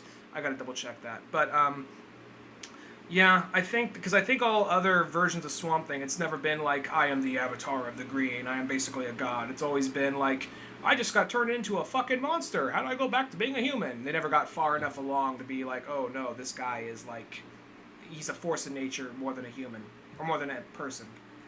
Yeah, I mean, like, it'd be sweet to see, like, a full-on Swamp Thing movie where you didn't have to throw in, like, somebody else, and you could just have it be, like, the Swamp Thing thing of, like, how can you be, a creature and be a human and live amongst these people and, like, have all those, like, thoughts going around his head and love a woman, and though they hate you and want to light you on fire. I think that's the thing they're going to have trouble trying to sell, though. Just kind of like, so let me get this right. The plant has feelings. They're think people are going to have trouble. So the plant fucks the lady? Yeah. I think they're gonna have trouble selling. And then they're like, whoa. Does that mean that Groot fucks Rocket? No, not that we know of. It's probably a fan fiction somewhere. just because it's a plant doesn't mean it fucks its best friend always. That's how plants want to do now, right? Like, no, it's just a book, dude. It's just a fucking book. I feel like the whole. Go ahead. Well, I was gonna say, since Groot kind of exists, I feel like that's like a good step closer to actually having like a Swamp Thing and people being able to accept it. So we have like big, lovable monster Groot. We have cute, adorable Groot. Now we get the edgy, angsty, angry monster, like Swamp Thing monster. So I mean, maybe people might even confuse it with like Groot for a second. Like, is that the thing from the raccoon space movie? A raccoon space movie. It's all they took home from that film. But I mean, like, just saying it's almost kind of introduced because there probably was a period where like, what, a plant talking? That is ludicrous. There was probably that time period. Well, just like we know what those dirty plants should all be is my cabinet in my house. You don't need them walking around on their legs, stopping crime. That's a person's job. Yeah, exactly. Well, I want to say the movie, it was more literally like a monster revenge movie because it was like he just turned into a plant. It didn't go in. Maybe the second one did. I never saw the second one, but yeah, it didn't go. I don't know if the second one goes in the thing. Oh no, dude, you're dead. This is your other. This is like just something that thinks it's your old life, and maybe I want to say the second one probably brought in Abigail Arcane, which is his Mary Jane, his Lois Lane, all that. Mm-hmm. So what was I gonna say? Yeah. So I feel like that maybe if you just had one that just kind of jumped in, because still a lot of people don't know Swamp Thing, but if you just didn't even save that for the second movie, you save that for the third act, and like no, dude, you're fucking dead. You're not coming back. Yeah. This is. Maybe you need two movies though for that to have that impact. So I think that's the impact you got in that Alan Moore book to find out he was dead the whole time. Yeah, or like they have that thing where it's like, no, you're actually a monster that thinks you're this. You're actually not actually the guy you think you are. Mm-hmm. But that's why I feel like it would work best if almost like a Darren Aronofsky movie where like you could actually have it be psychological and it could work and everything like that, and a thinking man's picture. Like, it doesn't need to be like a wham, pow, bam, like, let's find things for Swamp Thing to punch, You still need some fucked up monsters, because I'm actually currently reading, like, the very first Swamp Thing book, and pretty early on, he bumps into some weird, crazy monster shit, and he's still figuring out what he is and who he is and all that, so I still think it needs to be partial horror, to an extent, but... Yeah, that's what I mean, though. Mm-hmm. I want to say, though, I think that if they do it, it's just because like I want to say the first one was just kind of like he was just a revenge monster movie, and it was before he really had any personality. He barely talked. Then Anton Arcane turns into a monster at the end. It just looks like a wolf man with a fucked up eye, essentially. Yeah. Yeah, no, and it's like most ones, like I think because that movie too, especially, it's like, well, you can only do so much in '84 with a low budget. I get it. I enjoyed it. It wasn't like this god-awful thing that people made it out to be. I enjoyed it. It was just, No. And really, for the time, it's like you really can't complain at all. Like, I don't know who the heck's, like, for 1984, what else were you expecting to get? Yeah, But maybe this movie will push Swamp Thing more that direction, because this seems like a weird pool to suddenly throw Swamp Thing in this along with other things. Yeah, and just saying that he's just kind of starting to appear in all kinds of other things. too. So I feel he's coming up pretty darn soon. Whether he be, I'm assuming they're gonna probably have to throw him in like a Batman movie. Probably not even Superman. Superman's probably not even getting movies anymore. They're probably like, oh yeah, you can show up for your cameo role. Yeah, Kids apparently don't like the soups. He's just in Justice League movies now, like Justice League featuring Batman, Wonder Woman, Aquaman, Flash, Cyborg. Oh yeah, Superman's here too. Yeah. Yeah, put Booster Gold's name above Superman's, actually. You know what? There we go. Kids seem to like the gold. It's like, out of the way. Thank you. Excuse me. Been waiting for this day for a while, just saying. You know, Booster Gold's always got to have some. I think you just need a Booster Gold, like Blue Beetle together kind of movie to get that thing rolling. Exactly, and make it like Lethal Weapon. Yeah, I'd say like a buddy cop movie kind of thing. I think that'd be pretty awesome. Yeah, I think that's the way you sell those characters. You know, it's the only way you can, and use like the old like Blue Beetle. Like I feel like that works better with Booster Gold than like the new one. I think the new one works better for like Teen Titans and things like that, but the old one you just need like two old guys who nobody seems to care for riding around in space. I'll say that because I don't really hate or dislike Booster Gold at all. I think that the thing is he's intentionally kind of meant to be sort of a cheesy character, but I think that like the only thing that would almost kind of get I need something to kind of get me to read like a Booster Gold Beetle comic would have to be something like Scott Snyder and Greg Capullo. Just like okay, all right, I'll take a chance on that one. You know what? I bet you those ones like nobody Moore. Reads Booster Gold comics. They're probably good. I bet you Booster Gold comics are probably amazing. Yeah, I bet you that, because that just sounds like one of those ones that's such an odd character anyways. That I bet you if you pulled out a Booster Gold one, like somebody, like if somebody's going to be working on that, they're going to be do something cool, and they probably have way more freedom than anybody else does. Because DC's probably like, yeah, as long as you don't swear or, have anything too risque, whatever, fuck it. Make whatever you want for Booster Gold.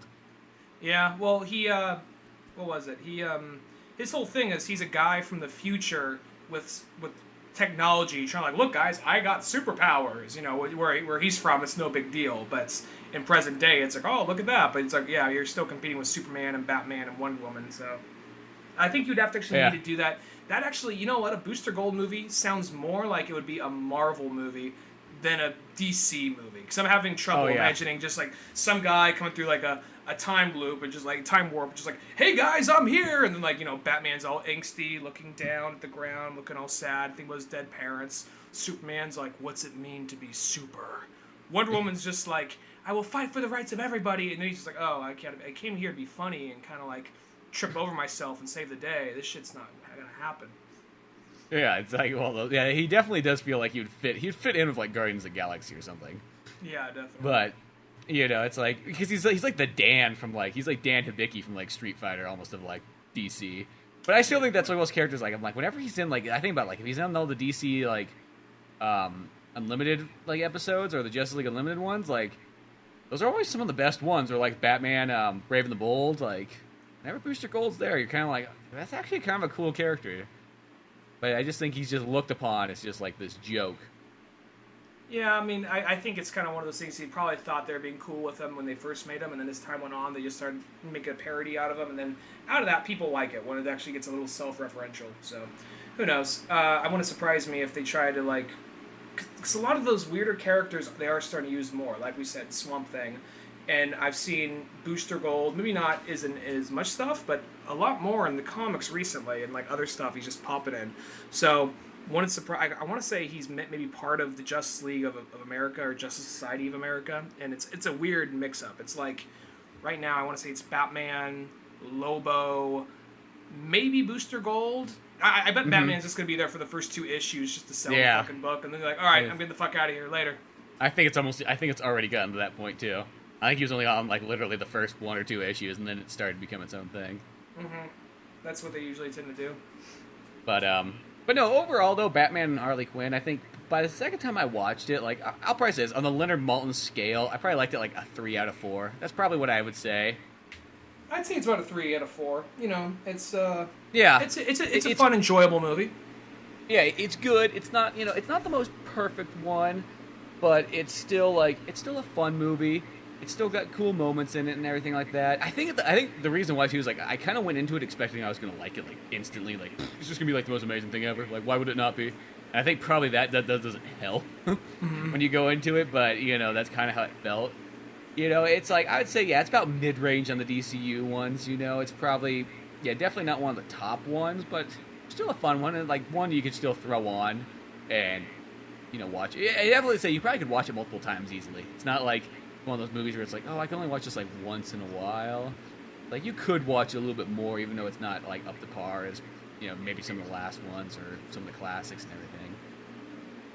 I don't know. I look forward to, like, that Gotham by Gaslight. That looks really cool. I just like how they're just adding in a bunch of, like, Batman characters into it. Because in the other one, I don't remember there ever being anybody else. Maybe, like, a Jim Gordon, but I almost want to say that Batman was like, hey, I gotta go to fucking London. Bullshit. And then, like, shows up there and it's like, oh, God, there's people getting murdered here? I gotta solve this mystery now. Because clearly Sherlock Holmes doesn't exist because I threw him in the closet and tied him up. I was gonna say, well, I know he probably took a boat there or whatever, but I just like to imagine just like our Batman just like in like a fucking biplane going over like the fucking like over the ocean, just arms crossed, like fucking bullshit. He doesn't want to do it because it looks like what they're doing England in can't like figure shit out themselves. Batman's gotta come over here, slap some America into him. yeah, show him how it's done. Because it's like in that one, yeah, it's like Batman, he was like on a trip to like London or something, and then all of a sudden, like, oh, people getting murdered, better solve this mystery quick. I only got 3 issues. And then like in this one, it looks like they more just like moved Gotham's like people over to like there. So it's like there's Commissioner Gordon, there's Batgirl, and there's I don't know if there's a Robin. I can't remember if there was. Poison Ivy. I want to say they made there's Poison Ivy. Like they added like Two-Face and all kinds of stuff. I think I'm like that's kind of cool because that's. As I said, like, the comic itself is very simple. Like, you know what I mean? Like, and that's what I mean. Probably if you read it in 89, you would have been like, oh, dude, this is fucking something fresh. But by 2006 or 7 or 8, no, probably read it, like, 2009, it was kind of like, well, this is a cool story, but it was just kind of one of those ones like, oh, yeah, this is neat, but, you know, whatever, Jack 3. I've seen From Hell. I've seen a Batman movie. You know, I felt like I've been here before. Yeah. Well, there's also that, like, there's that fan movie that you sent me a link to that one time. Oh, yeah, there was that fan movie where somebody did that. And that was kind of like, yeah, I've seen to, like you said, I've seen From Hell, so. Yeah. You know what I mean? It's like From Hell with Batman. It's cool. It's one of those ones, but I feel like it's kind of like that idea that there was a time period where that probably was, like, really fucking awesome, and then kind of, like, later on, once you have all this other stuff, you're like, well, it's cool. You know, not amazing, but I will say the animated version does look really sweet, though. Like, I think just by fleshing it out with all kinds of other villains and things like... You know what would make a Jack the Ripper story better is if you threw some real villains in there, like Two-Face and Poison Ivy. I got a feeling... You know... I got a feeling what they're really going to be... He stabs hookers, like... Come on, like, what is this, like the 1800s? We need somebody, like, it's more intense. Like, it's going to be, like, world-dominating. It wouldn't surprise me the least bit if they do something where it's just like Harvey Dent doesn't even get like acid in his face. He's just like the town DA. And they at some point go to some burlesque show and like, oh, we got the beautiful Poison Ivy. Oh, she's out of the show. It wouldn't surprise me the least bit if that's what they do. It looks like they're using Catwoman as an actual character. Oh yeah, Catwoman too. They're putting her. Yeah, well, it looks like she looks like she's one of the main characters in there and everything like that. But the thing that's like, oh, and guess what? Guess who hopefully don't pull something weird like, you know, and Jack the Ripper, who's that? It's the Joker of the 1800s. Hope they don't do one of those ones. I hope they just leave him like who he is. I feel like that'd be kind of weird. I can see them like doing the thing where they pull off the scarf and the hat, and he has a big rictus grin. He's laughing maniacally, and they're saying it's Joker without actually saying it. You know, I can totally see them doing that. Not saying they will. But. I mean, like. Not saying they will, but I do say if it did show up, it would not surprise me. I'll say that. Yeah. I hope they go something just like a little bit more. If they're gonna do that, at least do it with like something a little bit more clever than that. That just feels like way too like okay. I mean, they're even saying something like in that thing. They're like, oh, we're gonna have a surprise twist in there that you're not even gonna really see coming or anything like that. So it's like if they put the Joker in there, it's like, dude, okay, do not say you got a surprise twist. And guess what it is in a Batman thing? It's the Joker because that is never a surprise twist. that is the most expected thing for any Batman thing is that the Joker's going to be that character or any character that's the surprise character. Maybe if it's like Thomas Wayne or some shit like that. Like I faked my own death because I just love killing so badly. You know. It's like, because I fucking hate the plays. This is what going to those fucking It took me to a goddamn play. I got shot in the alley. I fucking knew it, but I didn't die. I didn't die. So that's what I'm not. People think I'm like killing people like hookers. I'm not even killing hookers. I'm just killing people that are hanging out in front of the movie theater. They haven't picked that up yet. Yeah, I just hate people that are waiting in movie lines. Or they wouldn't have movie lines at that time. Or like the play I line. hate people that are waiting in play lines. They just always happen to be hookers, just by coincidence. It'd be like that. Yeah, they happen to be hookers too. You know, just saying. You know, just one of those random things. You know, I didn't know that everybody's date was a hooker.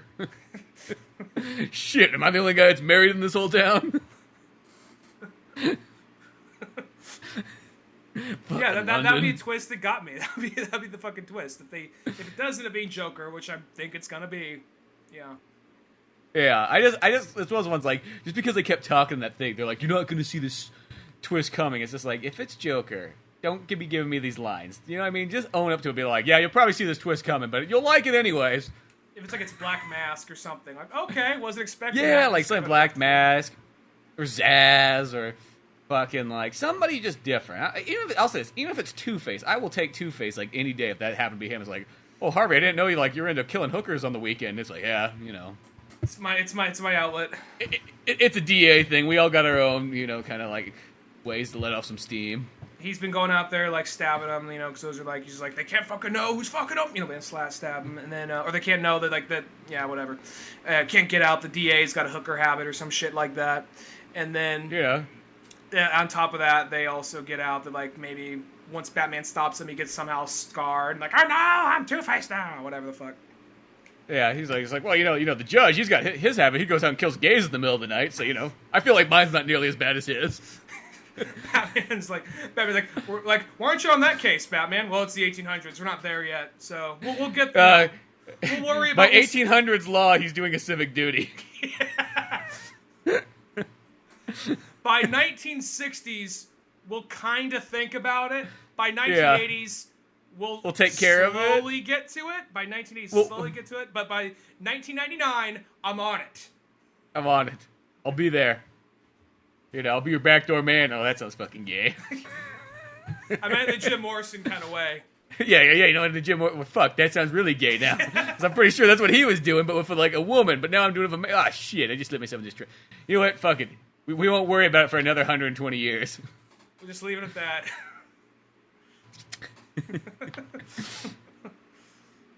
But no, like that one looks sweet, and then I can't wait for the Adam West one. I'm kind of surprised that they didn't have like a trailer for the Adam West one like that too. Like, why would you? It's like that one's coming out literally next month. Like, why would you not just go like, hey, by the way, here's an Adam. Since he passed just recently too. Yeah, that's what I mean though. It's like you think you'd want to like, because I think they had like on the last time the Batman 66 one came out, they had that as a trailer. Because sometimes they hide some of those DCU movies. I don't know why they do it, but they just like almost don't advertise them.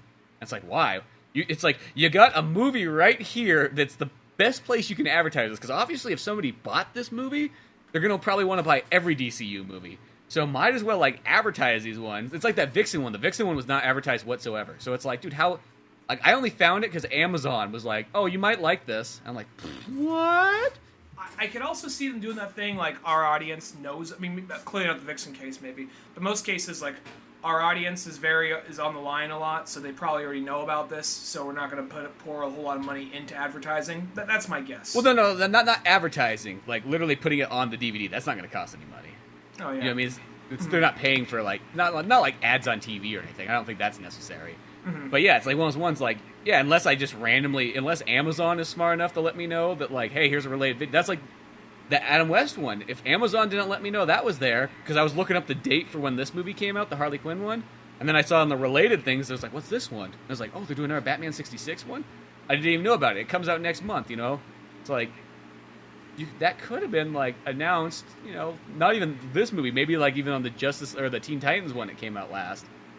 I will say though, with their advertisements, they are getting better. Because I remember like getting like say something like the Red Hood, where Robin gets beaten to death with the crowbar like first 4 minutes in, and they're just one of the first ads like, get the Justice League Friends Lego movie shown to DVD, or there's something like, you know, like, oh look, we got we got Batman Bad Blood, which is this story about Batman disappearing. Like, get the Super Friends Super Show on Cartoon Network. This and that, you know. It's just like very much like not aiming towards the audience buying this thing. Like, it's superhero related. Don't fucking watch it. Look, Tom and Jerry meet fucking Johnny Quest or whatever the fuck. Oh yeah, that was like the most weirdest one. Was it Tom and Jerry? It was literally Tom and Jerry. It's like did not make any sense to me. I could not comprehend that. MGM's like, this was our crowning achievement, but we got nothing left. Fuck it. Okay, yeah, give it to Warner Brothers. They'll, all right. They take everything else, you know, whatever. They bought Hanna-Barbera. It's kind of like it's always like either. I'll say Disney's probably doing more of a successful job, but like because they got. Once you get Star Wars and Marvel, and then you already got everything Disney. But it's just like, okay, well, we got Hanna-Barbera and Tom and Jerry. Okay. Yeah, does MGM have anything else that anybody remembers? Pretty much. So, no, but like, I'm just thinking of like what all those old ads used to be. And now it's like they're kind of like singling down more on, okay, yeah, they're focusing on like what people will buy from that, not like... Because I even think that maybe the Warner Brothers like video was like, oh wait, this one's rated R? Shit, I didn't fucking know. Okay. Wait, it's probably just one of those ones like it was probably a completely different team, and the guy was just like, hey, this is my job. It's like, I've been getting cartoons for the last 25 years. This is what I do. Like, nobody gave me the forewarning that these wings were like adult movies. Yeah. Oh, I didn't even. I remember just walking in and seeing like, what was it, like Dark Knight Returns, like. Or not even maybe Dark Knight Returns. I think maybe one of the R-rated ones, possibly. Like Killing Joke, right next to like a My Little Ponies thing. like new DVDs just came out for kids. Yeah, it's funny that like they still don't get it. You know, what I mean, it's like, come on, guys, like this, like when it's like this is your job to organize DVDs in the store. Like literally, this is like your main thing is you pre-plan this. Like, how do you not know movies? That's all I have to say. But it's kind of weird, but. I don't know. I mean, some of those ones, like, you know, I mean, if they got like a Scooby-Doo one or something like that and it looks interesting, it's like, well, I do like Scooby-Doo. I mean, just because it's a kid's movie doesn't mean I'm like, I'm not going to like necessarily like it. I do like that, but I feel like it should be kind of a little bit more like, some of those ones are, I don't know, like, in a sense, where else do you advertise that Johnny Quest and Tom and Jerry thing? I will say, I don't think there's another place to advertise that. I guess you have to advertise it on there. It's, where else are you going to do it? You can get it advertised on Cartoon Network or Boomerang. Well, yeah, because Warner Brothers owns that too, but... Yeah. I mean, you know, well... that just seems like just such a mix to me right there. Yeah. I mean, yeah, some of those ones are kind of weird. I mean, I do get at the same time, I mean, it's all from the same animation department, so I guess... That's literally like... It's like advertising your, like, next-door neighbors, like, stuff. You're like, well, you know... I don't really agree with what he is, but he is a good guy. I guess I gotta put it...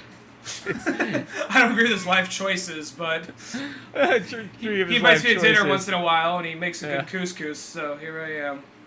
Yeah, he's kind of like he's kind of confusing. He's like heavy pro Trump, but he's also heavy pro gay. I just don't know what to think. It's like you go to his house, and it's like a mixed match between being very liberal and very conservative at the same time. I'm never too sure what to say.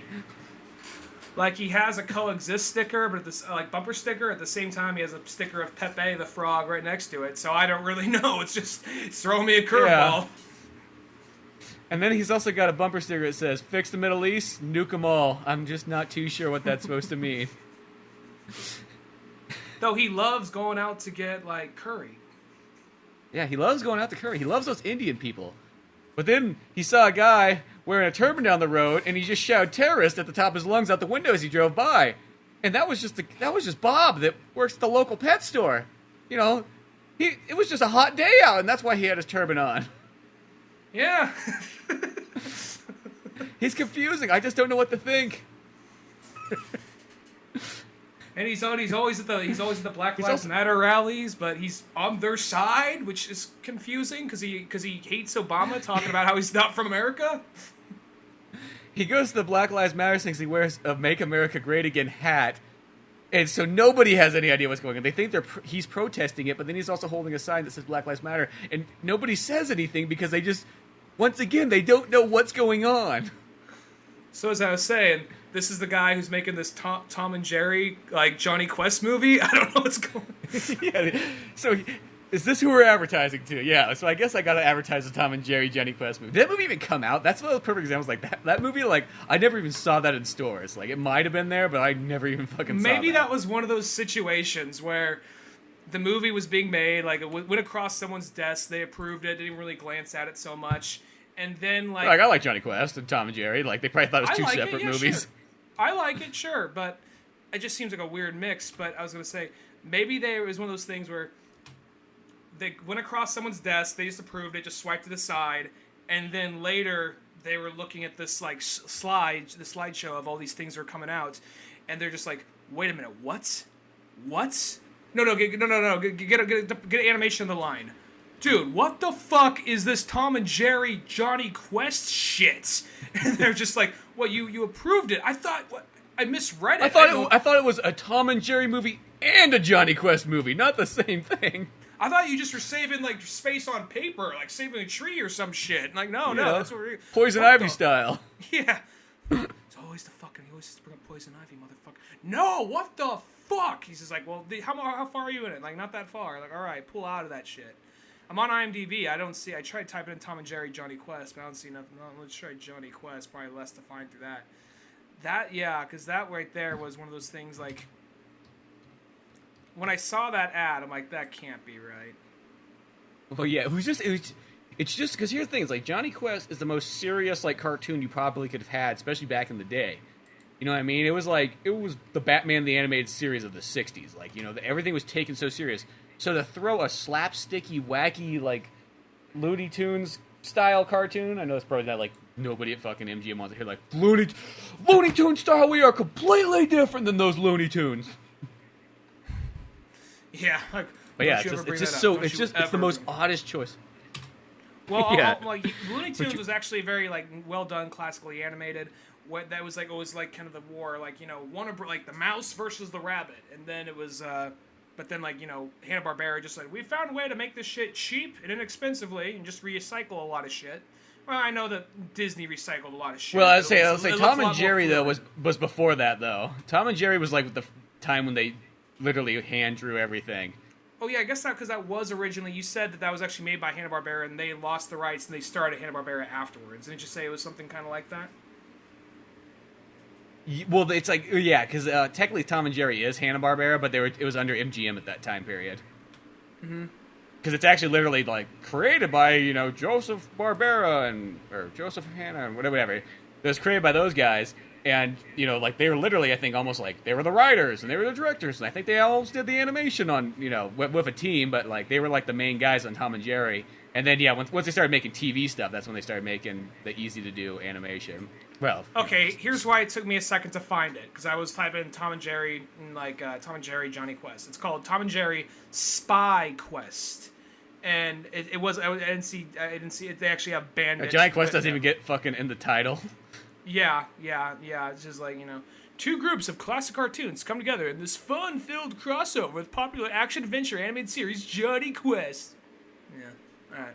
It's sad because as much as I love Johnny Quest, I'd almost just see it because it's like you just don't get a Johnny Quest movie. Came out in 2015, so it's like a bunch of. I guess they have a bunch of straight. I guess it's all like just straight to DVD stuff now. Yeah, they got a Robin Hood. Maybe that's the reason why. Maybe they advertised it like way after the thing came out then.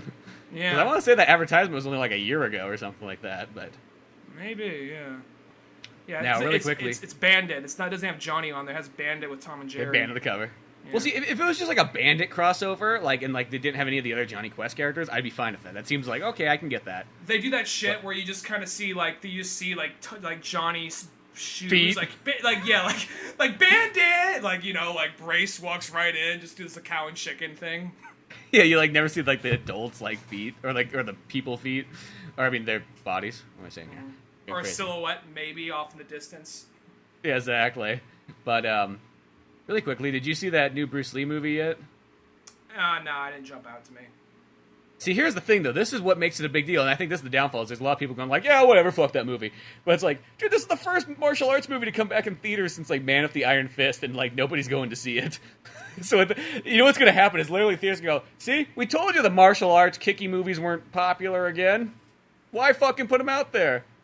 My thing is, I don't know, I'm all for martial arts movies. It just like I've seen Bruce Lee movies before, and I've seen them where they focused on Bruce Lee.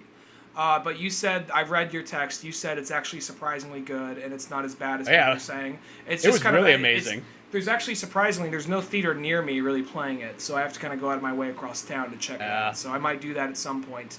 But yeah, I don't know. It's kind of an interesting. I kid you not, Prophet. It's interesting knowing that it takes place during that period when Bruce Lee, because in like Dragon, which I know that movie is very exaggerated in some parts, but still enjoyable movie. I know in Dragon, that's just a part they just kind of brush over real quick. Just kind of like, yeah, I moved to San Francisco, like, and then they come down, like, we're gonna go to our deep underground temple and fucking fight. And then later it comes out, like, oh, I broke my back, but then just shakes it off later, no big deal. And so this is maybe in some aspect, maybe a little bit more accurate. Like, I'm curious to know if this guy it's focusing on was even a real guy, maybe. Yeah, it's like, well, I'd like to kind of know more on the history on that part. That'd be cool. But no, this movie, I kid you not, probably in like the last couple months, I've actually liked this movie more than mostly everything else I saw. I don't think there's a movie. Yeah, I liked it. I mean, like, don't get me wrong, there's a lot of good movies as always, but like, I'd say about the last handful I saw, like Logan Lucky was really good. I really liked Bodyguard Logan was really Lucky. good. But I probably say this, I like that Bruce Lee movie probably a little bit more. I mean, here's the thing, it's more like most ones, it's sold as a Bruce Lee movie. I feel it's more of the other guy, Wong Jackman. Yeah, it's more like his movie, and it just happens, you know, I mean, obviously you can't sell it as that guy's movie because nobody knows who he is as much, or at least not in America, so you have to kind of say, no, it's the Bruce Lee movie. But it almost kind of makes it out more, it's like, oh yeah, Bruce Lee, I mean, he's there quite often, but it's almost like you see more of, like, Wong Jackman more than you see anything else. Well, it's because he's the guy who's like, yo, I don't want you teaching kung fu to white people. So it kind of makes me, because they're using the guy as the audience and kind of like the focal point and just going between the two different ideologies, I'd imagine. So I'm just wondering, if he doesn't want to teach kung fu to the white guy, why does he start to hang out with the white guy? Like, hey, dude, come chill with me. Because that's what I got from the trailer. He doesn't say that. That's what they're thinking it was. But he actually doesn't say that. He just kind of he's more just like, he's there because he, in a pretty much a practice tournament in China, he ended up really hurting somebody, so they sent him over to, like, America. They're like, you know what, you go to America and you're going to wash dishes in San Francisco as your punishment until you figure out what you did and until, you know, you become a better man. So he's over there doing that, and he's, you know, obviously this huge, like, champion Shaolin monk warrior, and he's just washing dishes in San Francisco, and he's just kind of, this white guy kind of runs into him and just thinks, like, oh my god, like, this guy's a living legend, you know, I just got into martial arts, you know, and now I'm like, there's these guys coming, and he's surprised, like, oh, dude, nobody knows who you fucking are in San Francisco. He's like, you know, you washing dishes here and everything like that. So he's kind of just hanging out with him and just helping taking him around on his motorcycle and showing him the plays. And it's not like anyone's like, it's like, oh, I don't want you to, like, I think it's like the newspapers wrote that up that way, like, oh, Wong Jackman showed up here so that Bruce Lee could stop Bruce Lee from teaching white people how to do kung fu. He just more just kind of thought that at first he's like, oh, well, he's like, you know, you gotta, because that white guy's like, dude, I want to learn from you now. Like, fuck Bruce Lee, you're here. Like, I need to learn from you. Like, you're the real deal. And he's like, oh, I'm just not gonna just teach you just because you want to learn. He goes through all, like, the Chinese philosophy of, like, you know, it's not about just going out and kicking people's ass in San Francisco and Oakland. You know, you gotta. It's kind of funny. They never mention Oakland. It's like Bruce Lee's dojo wasn't in San Francisco; it was in Oakland. But okay. He lived in San Francisco.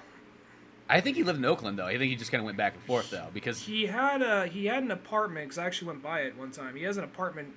There's this apartment complex in Chinatown that gets a lot of people visiting and taking pictures of it frequently because he lived there for maybe not that long, but for a little while. I know he lived there for a little bit, but I mean, I think like his main spot though was Oakland because it was just cheaper. That's what San Francisco starts to do, though. Second something starts to take, it's like, you know, it's like oh, Bruce Lee stayed here for the night. It's like, no, it's a fucking exhibit. He had a hookup in this room. It's ours, or it's like one of those things like we have the San Francisco Bruce Lee Pride. Like, oh, he was in Oakland. Okay, well, it's kind of like Golden State Warriors, just like San Francisco team. Oh, they ain't doing so good. Go the fuck over the bridge. Just go over there. They start to do good. Oh, bring him back. Yeah, come back over here. Yeah. Yeah, no, that's exactly how it almost ends up being. But yeah. So, as I was saying there, it's like if you can see it, definitely go out of your way to check it out, though. Just because I feel like if you like martial arts movies, you should watch this movie. Because if you don't watch it, we're not going to get martial arts movies back in theaters. That's kind of like how important this movie is. and I think nobody's treating it that way because I don't know if people have kind of forgotten, but it's like I just watch. It's like one of those ones. It's kind of like westerns, but you get martial arts movies even way less than western movies. You know, like westerns, at least you get you're granted. I feel like about like anywhere between about 2 to 3 a year in theaters, and that's pretty good. I mean, there's a time period where I felt like there was about 1 to 2 a year. But martial arts movies, as I said, like I think the last one to come to theaters, like not like a small theater and not like, you know, some special Chinese theater in like L.A. or New York. No, I mean like literally every theater in America, just about. I think the last time was Man with the Iron Fist. You know. Now, granted, both these movies aren't like, you know, like full Chinese movies. They're obviously kind of like, you know, white guy who really likes kung fu movies and RZA who really likes kung fu movies making stuff, but. I don't even know if this movie might not even be a white guy for all I know. The guy had kind of a weird name, but he just wasn't Chinese. That's all I know. But it was still like one of those ones. Like, you know, the action is great. I like that story because, you know, I never really saw that kind of part focused on in a lot of these Bruce Lee ones. Like, it might have been like a quick moment in there, but instead of just doing the full Bruce Lee thing, it's just like, no, here's just like this literally pocket, maybe 6 months, if that even, probably not even 6 months, maybe like 3 months worth of time. You know, boom, here this story is and everything like that. You know, they have the white guy in there who definitely is like the, hey, like, what's this? Oh. But, yeah, they might have, like, you know, the white guy in there just to kind of be the relatable character, because I feel like at this point you sort of need that, because obviously you hate to say it, but obviously they have a hard time selling full Asian movies to America. You know what I mean? Like, you hate to say it, but clearly they don't put them in theaters. And this is the sad part, too. We went to go see that movie. We were the only ones in there. It's just like... Now, once again, this is kind of like an area where, like, there's still Asian people, but they're probably all at work. But, sadly enough.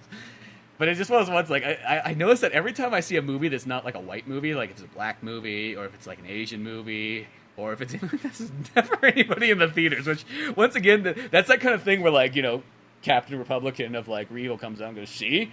Fucking told you this is why we don't put these movies in theaters. Like, I gotta make money. You know what? I'm paying for your goddamn air conditioning for 2 hours while you're in here. Your 2 movie tickets, and one of them was probably free from Fandango, is not fucking working out right. So, yeah, you know how much this fucking cost me? Not as much as cost you. That $8 to get in here. Shit. Shit, your $8 for you to sit in my air-conditioned room and watch your movie like it's your own fucking living room? Yeah, go ahead. I mean, like, put your feet on the seats. I don't give a shit. I'm not gonna have to fucking clean those. Yeah. No, but that's what I mean. Well, I don't know about how the Tupac movie did, but I know that's straight out of Compton. You know, Sonora is probably not a good estimate of that. Well, no. I mean, I'm not using that as like the estimate, but I just think about that in general, though. Because here's the thing: there's a lot of Sonoras around the world. You know, around the U.S. You know, what I mean, like probably like every city in the Middle America is like this, probably like that. So it's like even though it's not like the best estimate, but it's probably still a pretty good estimate of like I always call it the mom and pop in Oklahoma like thing, and I think that's almost where you sell more movies than anything else is that kind of people. Well, straight out of Compton, I know that made a lot of money, but that's every so often you get kind of like those surprise ones like that. Yeah, because that's a kind of surprise one, because we all know that, like, you know, Notorious was like, that didn't even go to major theaters, and then Tupac, I think it did halfway decent, but I don't know if it did, like, that was another movie, literally, first showing, only one's in there. I think it did good, it just didn't, like, do critically well, and it didn't do, like, gangbusters like Straight Outta Compton did, but... Well, yeah, and I think that's, people kind of, they want that, and it's like, well, yeah, it's always a little bit hard. I think also because Straight Outta Compton had, like, multiple people, where it's, like, Tupac's just technically, like, one guy. I think that sort of has... And then Ice Cube. Ice Cube, obviously, everybody loves Ice Cube, so that's gonna... I mean, Ice Cube's one of those ones, like, I remember when I saw, like, XXX3, and when Ice Cube's cameo came, somebody fucking jumped out, like, what? Ice Cube's on the screen shooting a grenade launcher! Like, guy, like, flipped out, like... he might not be alive today. He might have, like, went home and his brain exploded. like he that's just how was much speeding home to go see, like, I gotta watch XXX State of the Union again, and like got into like a major car crash on the way home. Yeah, just didn't make it. But as he fades but out, no, like as if you lights can, go ahead. I say if you can track down a theater, and this goes to anybody listening, and see that Bruce Lee movie before it goes away, because it probably won't be. I mean, by the time this podcast goes up, who knows? It might not even be around by that point. It reminds me like one of those ones, like, I'll be surprised if it's there longer than 2 weeks. I feel like this movie, 'cause I want to say you sent me a trailer to this movie, like, I want to say this movie's A been year done ago? for a while. Yeah, maybe even before that. I remember you sent me a trailer to this movie, and then I haven't heard nothing about it. And then I was like, okay, I guess maybe It that is was some straight appeared. DVD shit. And then it's here now. I feel like it was maybe 2 years ago. Maybe it was only a year, but I remember it felt like a long time ago. No, yeah, it was quite a while ago. I sent you that trailer. Like, I literally, when this movie first came out, I saw the poster. I didn't think it was the same movie. I thought it was a different one. And then it was like, oh, it is the same movie. Like it was kind of weird because it just literally appeared out of nowhere. It's like, oh, okay, we're gonna do this. And they might have showed some trailers like right before it came out, but it blew me away because I thought this was one of those movies that was not gonna appear in theaters. And then all of a sudden, I went to go see. I think it was like Logan Lucky, and I was like, oh fuck, they got the Bruce Lee ones out. Like, oh shit, if I knew that, I would have saw this day one. And because Logan Lucky, I know that's gonna do good anyways. But this Bruce Lee one, I feel like it needs help. These kind of movies, it's just one of those ones. I just feel like I just want to see more kung fu movies back in theaters again. I mean, at least Jackie Chan's coming back to America, so that's awesome because it's been way too long. Well, And that new one he has coming out looks badass.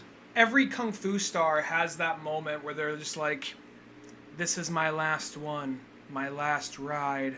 I'm like, hey, Jet Li, yeah? What the fuck you doing? Yeah, you're right. Okay, I'm back in. I know it's only been like 8 months, but I'm back. Because Yeah. Fearless, they were talking about Jet Li's final performance. And there's even this whole special feature on like, I love doing martial arts, but I want to move on to the next thing. I just want to try other things. I want to do more. Oh, what pays for everything I do? Me punching fuckers in the face. Yeah, exactly. Okay, yeah, time to do that again. Now, if he honestly did quit, I don't blame him. If he wanted to just try something else, that's cool. Yeah, if he went into comedy, I'd be totally following him doing that. I want to know what that looks like. And if the audience doesn't laugh, he just gets in there, starts beating them up. It just turns into that scene out of Cradle to the Grave, where it's one guy kicking the shit out of 20 people by himself. Exactly. That's all I need. Just waiting for someone to heckle him, tell him he sucks. And then if he's bad at it, that's even better, because that means he's going to get in the audience, start kicking the shit out of someone. So, Yeah. But I'm going to say, like, you don't need a bodyguard for that one. But even if he did quit, that'd be fine. But, like, whenever they say, because I remember Jackie Chan saying, like, yeah, I'm done doing martial arts movies after the Zodiac or whatever. And then he's back to doing it again. So it's like, I'm curious to know whatever. Whenever they say it's their last one, I can't really take it that seriously. Maybe it will be one day, but yeah. Well, this new Jackie Chan one, I will say, I mean, lots of times it feels like kind of racist. You see a Chinese guy and they're like, oh, it's a martial arts movie. Well, it doesn't necessarily mean, it's probably more of like, it looks like it has martial arts in it, but it looks more like a straight up like action movie, And it's more just like, Jackie Chan has to get information from Pierce Brosnan any means possible. It looks like Collateral Damage meets like fucking, I don't know, almost even like Death Wish or something like that. Mm-hmm. But so that's cool. It's just cool just to see him come back, because you think about it, it's just like, I don't know what it is. It's like, obviously, I mean, he's making more money than anybody else known to mankind, and like in China, and that's cool. But there is always a difference between watching a movie at home and watching it on the theater. That's all I have to say. It's like I would love like all these. I pick up all the Donnie Yen movies that come out because it's like I don't really care. Like anything Donnie Yen, I'll pick it up and watch. And they're mostly like, he's got a pretty good track record. I'd say about 90% of his movies are pretty sweet. It's usually kind of like a backdoor. Like they'll need like, okay, can't give him his own movie, but we can give him doing some cool kung fu shit in Rogue One and the new Triple X movie. Yeah, and like that's the thing, is like we get like kung fu moments, kind of like how in Fast and the Furious, you kind of had some kung fu moments with Tony Jaa, like in number 7, or in like Triple X 3. Paul Walker beating Tony Jaa. A little odd. I mean, let's be honest. It should have been like one of those ones where like he slipped on a banana peel or some reason that like. He says a bongo like tripping like down like a flight of stairs and just falls violently out the back of the bus because it's just a banana that was left. And they just have like one of those scenes where like guys like eat a banana and he drops it. And he goes to sit on the table and it slips off. It's just like leading to something. I just like the idea of it being like very comical, but then like a very very cartoonish and comical, but then has a very just bleak, like drawn out ending. Like he's just like whoa, just the bongo noise, like tripping, falls down the stairs. You hear the cat like meow as he crashes, but all of a sudden he just snaps his neck. He's like and just holds on it like no music. Yeah, like, as he turns his neck, you kind of even hear more cracking, just like gasping for air, just like hold just on his dead eye, just holds on it for a minute. Back to the action. Yeah, exactly. Just like that's it. I mean, that's like, you like Triple X3, you got both Tony Jaa and you got Donnie Yen in that one, which was awesome for that. I mean, even though Tony Jaa is used in a weird way, but that's okay. How is he just? He has like bleached hair or something in that? Yeah, he's just kind of a goofy character. I don't know. It's Tony Jaa doing comedy. That's all I'm gonna say. I don't know if that's what. Tony Jaa doing comedy? I don't know if that's what he was going for. See that. But I will say he's not used as well as he could be. But I'm not complaining at the same time. If that makes sense. You just returned Return of Xander Cage to my rental thing right now. Oh, it's totally worth seeing. Tony Jaa doing comedy. I want to see that. It's just more like he's just weird. It's not like he's doing comedy. It's just like you're just kind of like, this is not the Tony Jaa I was expecting. Is it kind of like that weird random shit like in Crank 2? Like when he comes across there's the guy who dies in the first one, play guy. Oh, that was my brother in the second one. And when him and that one girl, they just do that weird spasm dance around thing when they first meet each other because they have some weird I don't think it's not that weird from what I remember. I mean, I only saw the movie once, but no. It's just odd because you're just like, oh, that's Tony Jaa there. Oh, okay.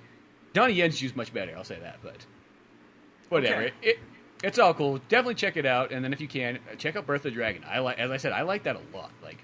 I was really impressed. One of the best movies I probably saw all summer long was that movie. All right, I'll keep that one in mind right there. I'm going to try and get that on my next day off. But other than that, though, I meant to say this at the very beginning, even though now it's getting late, but I got Pizza Boys 3 up finally, so you can check out that comic.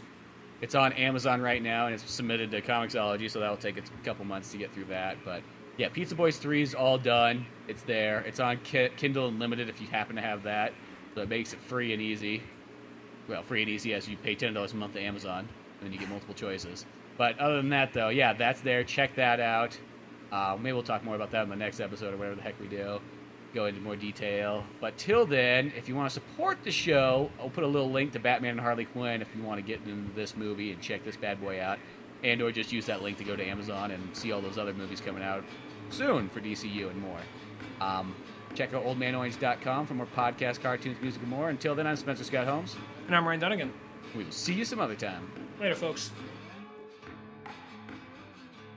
Thanks for listening to the Old Man Orange podcast. Check out our website at oldmanorange.com for even more podcasts, cartoons, videos, music, and more. Send us an email at oldmanorangepodcast@yahoo.com. Be sure to subscribe, share, rate, and review us on iTunes, Podomatic, or any of the other fine sites we might be located on. And if you want to help out even more, click on the Amazon or GameStop links on our webpage before you make any purchases there. Won't cost you a penny, but it sends us a little something our way. Thanks for listening, and tune in next week to Old Man Orange.